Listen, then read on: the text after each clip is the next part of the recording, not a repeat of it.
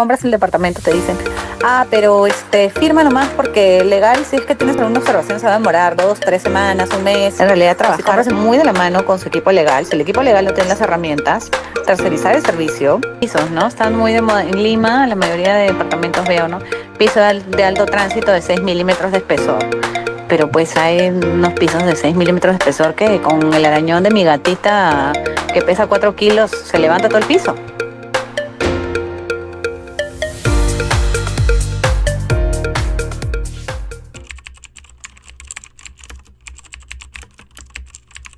Buenas noches a todos, estamos en más un episodio de MGB Cast y hoy día tenemos una invitada especial que es Pilar Ramírez. Pilar es responsable de la oficina en Piura y es experta en derecho corporativo y derecho de autor. Así que hoy día vamos a hablar un poco desde su experiencia en estos temas. Pilar, buenas tardes, buenas noches. Hola Fabricio, ¿qué tal? Buenas noches. Muchas gracias por el espacio. ¿Qué tal? ¿Cómo estás? Bien, así que vamos a hablar un poco de tu experiencia, quizás puedes compartirnos un poco también de esta fase en Piura. Y creo que la primera pregunta que podríamos hacer, considerando estos temas que son vinculados, y creo que podríamos preguntar si hay algún momento, cuál es el momento que podríamos determinar que una cláusula deja de ser legal en un contrato de alquiler o de compra-venta y este se convierte en un abuso contra el consumidor. ¿Cuál es este momento clave que cambia esta situación? Sí, mira, y antes de responder directamente a la pregunta, me parece bien importante explicar que el avance, ¿no?, jurídico, hablando puntualmente del caso latinoamericano y peruano, yo, bueno, soy abogada también, como sabes, en México. Acabo de volver de una temporada allá por cuestiones familiares, porque tengo una bebé pequeña, entonces la maternidad hizo que regrese a Perú.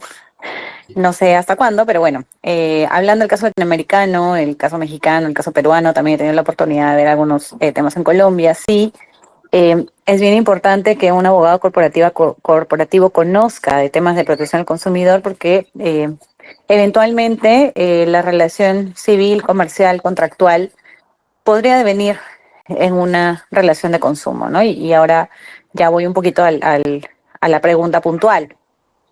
Cuando una inmobiliaria realiza pues un desarrollo, ¿no?, de departamentos, que está tan de moda hoy en día, ¿no? Hay muchos edificios en las ciudades grandes como Lima, y es súper usual que las personas pues compren un departamento normalmente de bien futuro o bienes ya construidos, que de repente quedan pocas unidades en venta. Entonces le compras a un inmobiliario tú como consumidor, ¿no?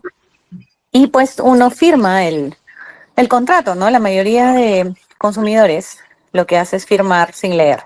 ¿Por qué? Porque le compran una inmobiliaria confiable, lo que hace es revisar cuál es el historial de la inmobiliaria, si es una inmobiliaria pues que ya tiene otros proyectos entregados, que tenga pues capacidad también financiera, ¿no?, que esté respaldada por ciertos bancos. Entonces tú firmas el contrato, ¿no?, a ciegas, casi, ¿no? Un consumidor promedio en Perú hace eso. Eh, y al hacer esto, pues lo que se hace es ya empezar a vivir en el departamento, pero luego se pueden empezar a suscitar problemas, ¿no? O de repente, cuando es un futuro, no te entregan todavía y antes de la entrega se empiezan a suscitar problemas, ¿no? Pero en el interín, entre que se firma el contrato y te entregan el departamento, pueden surgir problemas, y ahí es donde viene el tema de evaluar si es que esta inmobiliaria o desarrolladora pues ha sido abusiva, o cuando se entiende que hay un comportamiento abusivo.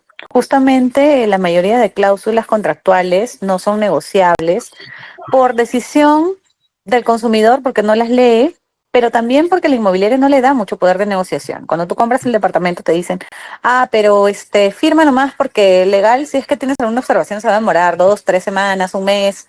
O si compras en provincia te dicen, no, la central está en Lima, entonces tienes que esperar a que si tienes dudas, esto regrese con comentarios y en verdad se va a entorpecer la entrega, entonces mejor firma nomás.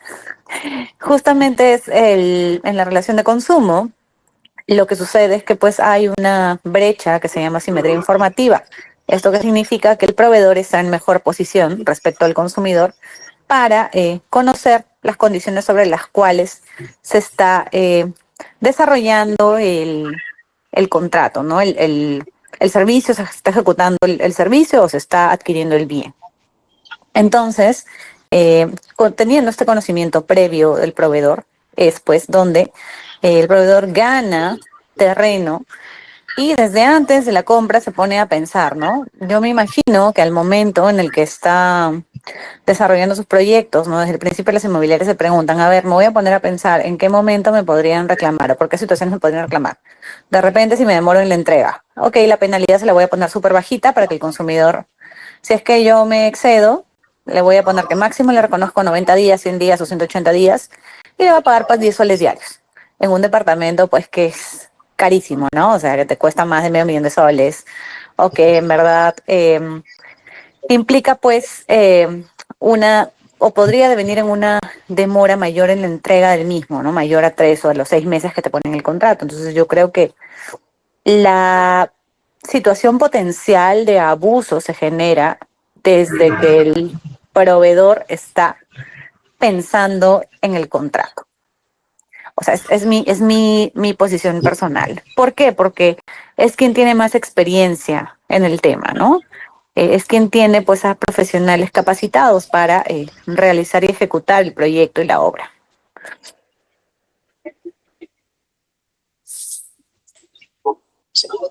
Entiendo.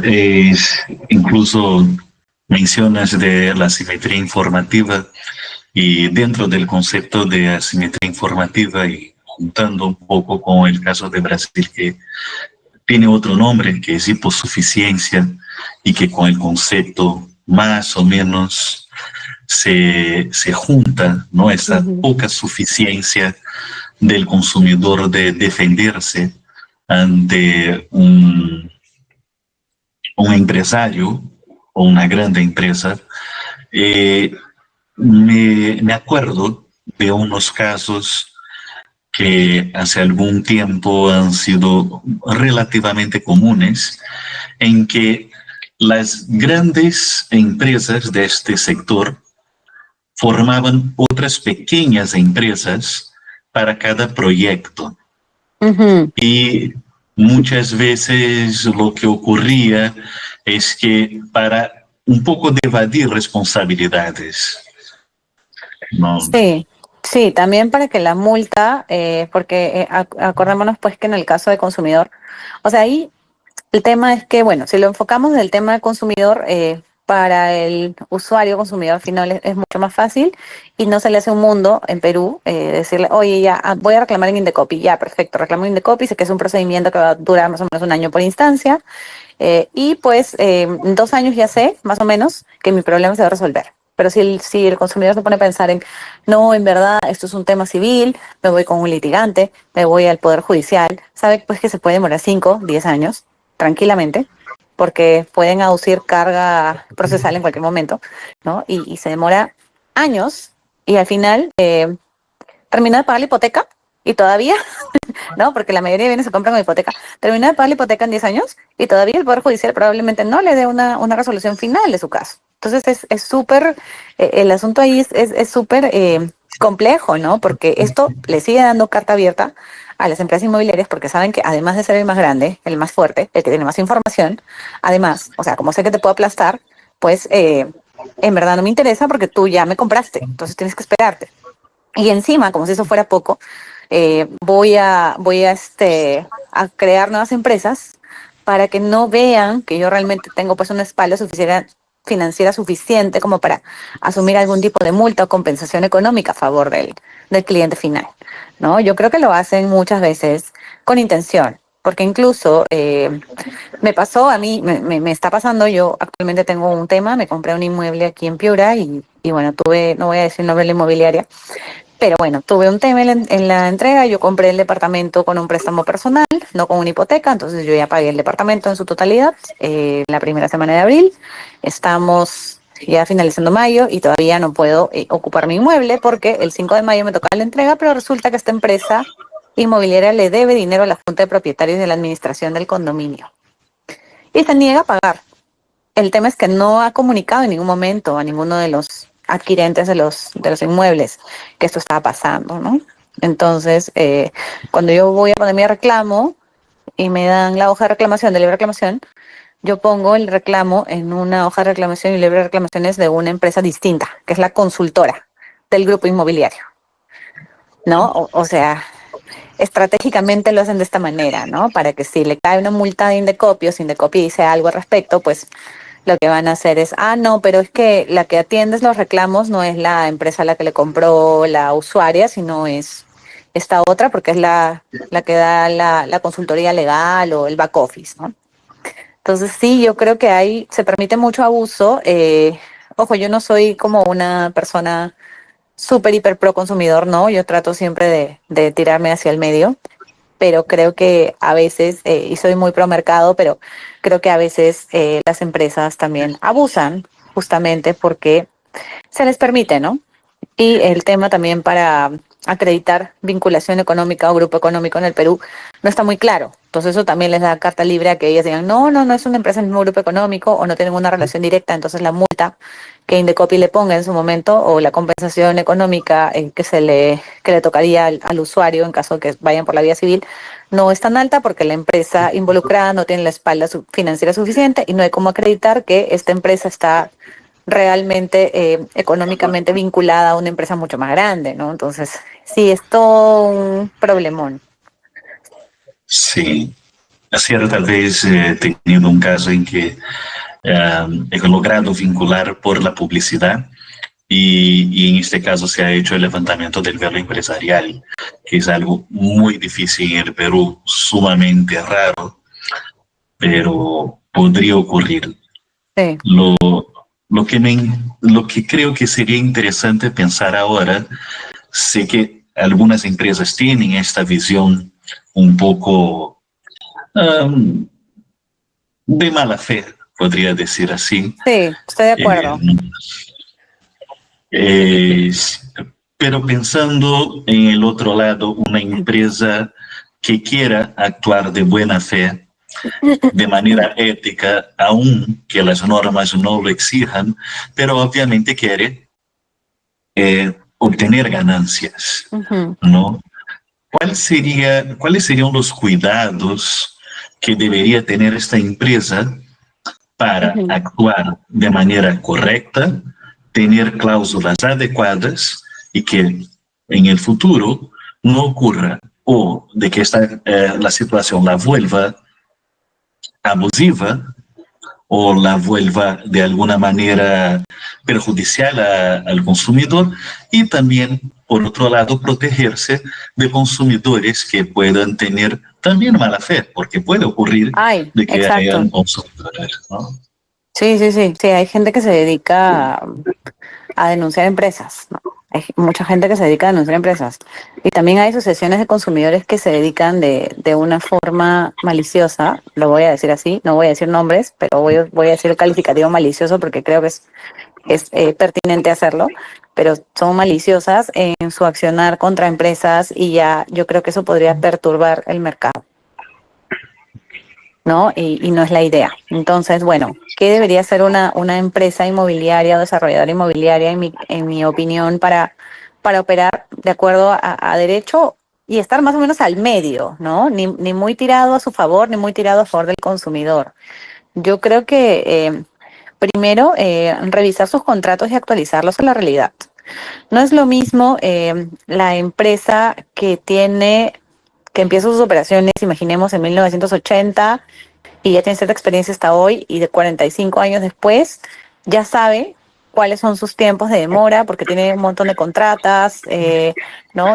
Tiene gerentes de proyectos, entonces ya sabe más o menos cómo se mueve pues el teje y el maneje de una obra de departamentos en un edificio multifamiliar, ¿no? Entonces, si ya sabe, pues debería utilizar esta experiencia para acercar lo más que pueda a la realidad sus plazos, ¿no? O sea, sabe pues que de repente su ventana de tiempo para la entrega no van a ser 30 o 60 días, entonces que ponga algo más razonable y más real, ¿no? De repente si los 90 días o los 120 días se acercan más a la realidad, perfecto. Que actualice sus contratos a eso, a un plazo mucho más cercano a la realidad para evitar incumplir, ¿no? También que la propuesta de valor, lo que le ofreces al consumidor, porque al final el consumidor es un inversionista, ¿no? Vamos a ver dentro del mundo empresarial y ya no pensando solamente como abogado, como consumidor, ¿no?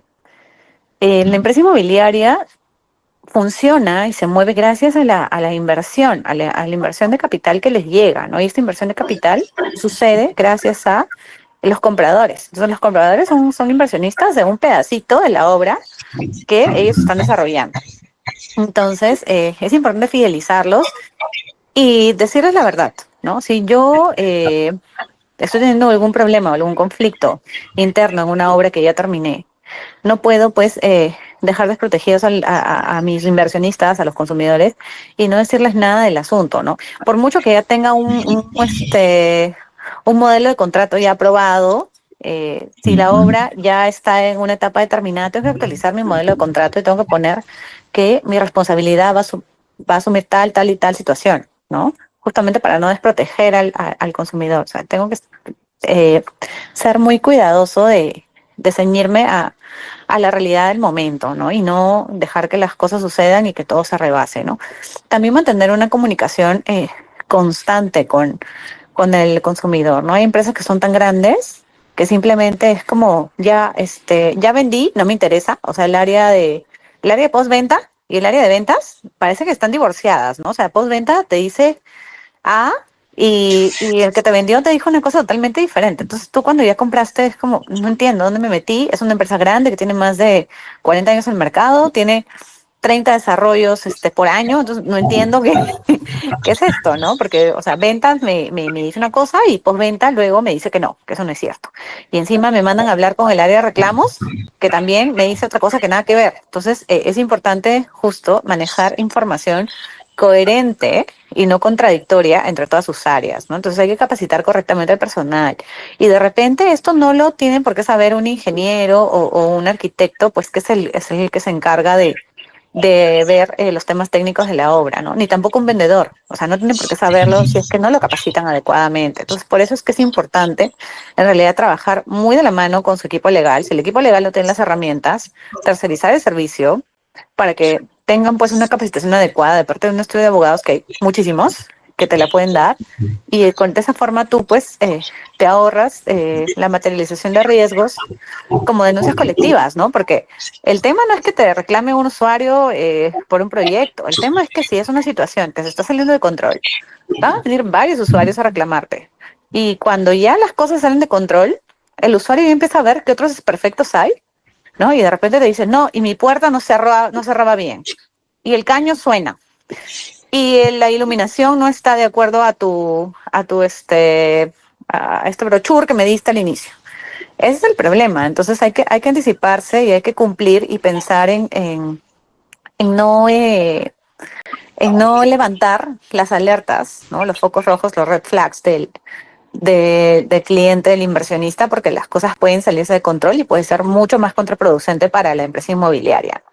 Entonces, yo sí les diría que tienen que tener un trabajo mucho más acucioso en temas de riesgos y en temas de prevención de las situaciones que se podrían salir de control, ¿no? Utilizando la experiencia que tienen en el mercado y utilizando en realidad al personal capacitado en temas técnicos, ¿no? Porque ellos sí saben qué cosa puede pasar, ellos saben qué materiales están usando, ellos saben cuáles son los plazos reales de la entrega, ¿no? Entonces, eso es bien importante. Trabajar con el mundo real finalmente, ¿no? Es, Y, y también buscar plasmar las cosas realmente como ellas son, como mencionas, no pensar en un mundo ideal que no va a pasar. sí, Eh, claro. y también considerar que algunas personas van a ahora que es más común en Lima principalmente, Ujú. estos edificios que tienen la parte para vivienda, pero también hay la parte para empresas. Sí, Entonces imagínense que eh, tengo un problema en uno de estos edificios en que una empresa se va a instalar sí, y horrible, genera. claro. Sí, los coworkings, ¿no? Que están mucho de moda, o las oficinas, ¿no? Las oficinas que te compras pues una oficina en un lugar estratégico, cerca de un centro comercial, ¿no? Este, y hay muchos emprendedores ahora, ¿no? Entonces que prefieren pues alquilar su oficina, sobre todo profesionales independientes, ¿no? Gente que es abogado como nosotros o de repente un contador, ¿no? Pasa mucho que hoy en día se dedican a realizar este trabajo de forma independiente, claro, y juntan su dinero producto de su esfuerzo y su trabajo se compran una oficina y resulta pues que la oficina, imagínate que no tenga luz, ¿no? Ujú. Que les pusieron pues unas puertas que suenan a cada rato, que les cortan el agua porque se pelean en la junta de propietarios del condominio, de condominio de oficinas, o sea, mil cosas pueden pasar, ¿no? Entonces siempre tienen que pensar y anticiparse a lo que va a suceder. Y también otro tema que estaba olvidando es que las penalidades, ¿no? Las empresas inmobiliarias son súper eh, exquisitas para ponerte penalidades cuando tú te demoras en pagar, ¿no? Como usuario. Pero son muy tacañas cuando tienen que reconocer una penalidad a tu favor, ¿no? O sea, he visto muchos contratos de muchas empresas inmobiliarias que te ponen 10 soles diarios de penalidad con el tope de 90 días, por ser generosos, ¿no? El primer inmueble que compré, me acuerdo que decía, bueno, esos fueron un poquito más generosos, decía 30 soles diarios con un tope de 3 meses, 90 días. Me entregaron el departamento 2 días antes de que se cumpla el plazo máximo de entrega, entonces no se aplicó su penalidad, ¿no? Pero si se hubiera aplicado, lo máximo que hubieran pagado pues hubiera sido 2.700 soles, ¿no? Un departamento que me costó alrededor de $100.000, o sea, creo que no te alcanza ni para una cuota, ¿no? Del departamento. Entonces, sí, no hay proporcionalidad tampoco, ¿no? Entonces, si vas a ser así de tacaño con la penalidad que vas a ofrecer a favor del consumidor, sé un poquito más justo y ponte también una penalidad, también imponle una penalidad menos abusiva al consumidor, porque ya llega a ser hasta usurera, ¿no? O sea, hay contratos que tienen penalidades que ya van por encima, pues, de lo que en las tasas referenciales de mercado y que en verdad da ganas de meterle su denuncia porque eso ya es usura, es lesión. O sea, de verdad, ya es un perjuicio completo al patrimonio del consumidor. Sí, también muchas empresas tienen una costumbre de los acabados, de poner que Lo los peor. acabados de manera general y de manera tan amplia que podría ser la marca de calidad A hasta la calidad Z y Sí, esto complica el momento de reclamar, sí, sí, ¿no? sí. Sí, claro. Eh, Sí, complicado. los pisos, ¿no? Están muy de moda. En Lima, la mayoría de departamentos veo, ¿no? Piso de alto tránsito de 6 milímetros de espesor. Pero pues hay unos pisos de 6 milímetros de espesor que con el arañón de mi gatita que pesa 4 kilos se levanta todo el piso. O sea, imagínate con una inundación. Imagínate que haya filtración de agua. O sea, el piso se me levanta hasta el techo. Ujú, sí. Eh, Creo que para finalizar, algo que a mí personalmente eh, me viene surgiendo algunas dudas y realmente estoy teniendo que encontrar respuestas legales que no están muy claras en la legislación que ya se propuso, incluso he tenido propuestas para Ujú. mejorar esto, es la adaptación de los contratos a las nuevas tecnologías, porque, por Sí, ejemplo, tanto en Brasil cuanto Portugal, y España todavía no, pero Portugal sí está común, es el pago con criptomonedas ujú, y también son contratos muy distintos, no es simplemente sí, pagar con las criptomonedas, es una especie de comprar por partes sí, el inmueble tokenizando ello. claro. Y en el Perú hay varios problemas con esto, principalmente cuando hablamos de consumidor. porque el Código de Protección y Defensa del Consumidor nos dice que todo el pago tiene que Moneda ser nacional en y moneda nacional. bancarizado. Sí, esto es un tema y la tokenización no está reglamentada. ¿Hay algún... Claro, sé que no me vas a poder dar una respuesta que no hay legalmente, pero si una empresa quisiera intentar poner estos modelos, los smart contracts, que ahora, por ejemplo, Perú tiene un proyecto de moneda digital, así como Brasil y Estados Unidos, considerando todos estos cambios, aunque la legislación no lo permita también, ¿podrías aconsejar de alguna manera a alguna empresa que te dice, Pilar, quiero poner algunos avances en mis contratos, pero no sé qué hacer, no tengo idea cómo sucede, o una empresa extranjera, por ejemplo, que quiere venir al Perú y tiene este modelo de negocio?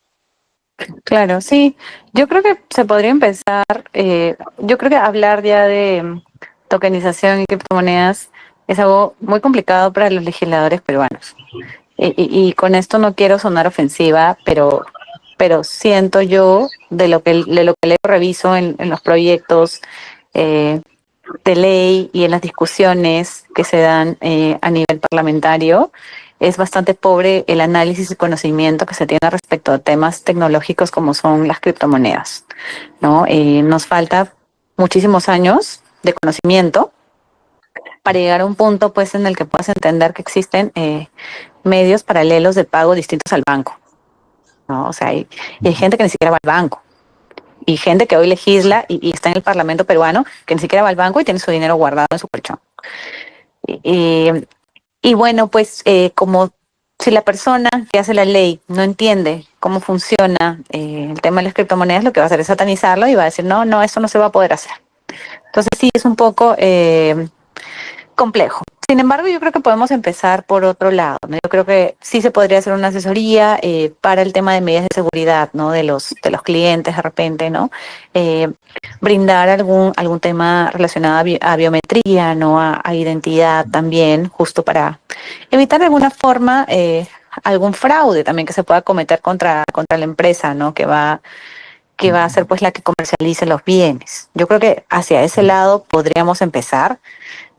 Sobre el tema de pagos, de repente se le podría ofrecer a las empresas, no que le den esta facilidad al usuario final, pero sí para pagarle a algunos proveedores que vienen del exterior al Perú, sí se le podría implementar algún tipo de pago, tokenización digital, ¿no? En países pues que nos llevan cierta delantera y en donde sí se pueda pues implementar esto sin ningún inconveniente. Pero a nivel Perú, como te digo, que el usuario pueda pagar su inmueble por tokenización o por algún tipo de pago en criptomonedas, pues tendríamos que modificar un montón de documentos legales, capacitar primero a los que hacen las leyes, capacitar a las personas también que trabajan en los organismos de la administración pública encargados de evaluar, ¿no? Casos de este tipo, porque también ahí hay un poco de desconocimiento, ¿no? Entonces, creo que eso todavía está un poco más complicado, ¿no? Sobre todo por la falta de capacitación, más que por otra cosa. Perfecto. Bueno, podríamos hablar de varios temas, pero creo que fue bastante fructífera esta conversación. Agradezco bastante por tu tiempo, por todo lo que nos comentaste y bueno, gracias. Y si quieres alguna palabra final.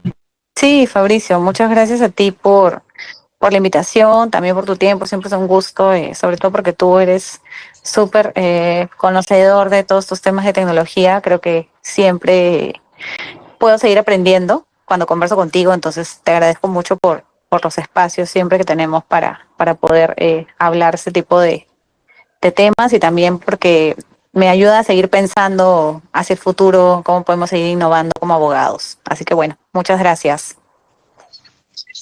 Yo que agradezco. Entonces, con esto culminamos más este episodio de NGDcast. Agradezco a ustedes por acompañarnos y nos vemos en el próximo episodio. Gracias.